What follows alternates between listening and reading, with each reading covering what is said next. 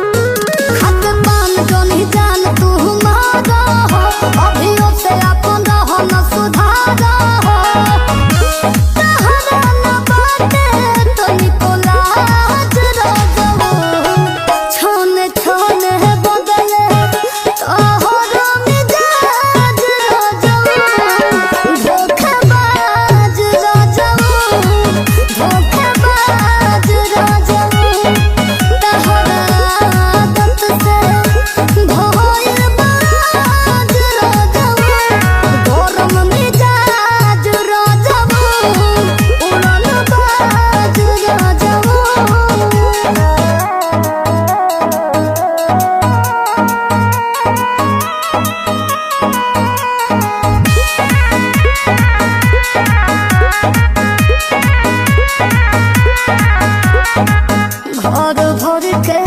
पूरा जिमा हमारे का पार बा सुन महरद दही में दहरद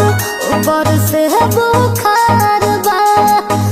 बुझला तोहा झूठा लेके साथे नवतन के राजा जी पूरा गांव भर में घुमा बनी मन के राजा जी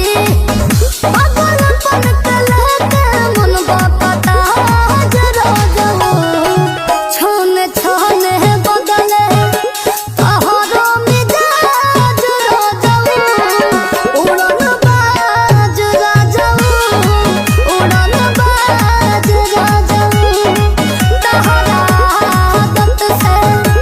भइल बाज राजाऊ गरम मिजाज राजाऊ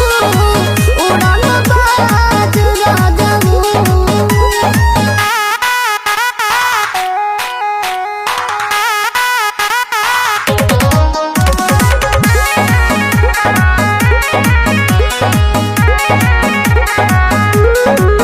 बुझा फिर सिद्धि के दिन रहन से तोहरा धरल बा होला दुखावा भोग सुखावा तारा तब पूछो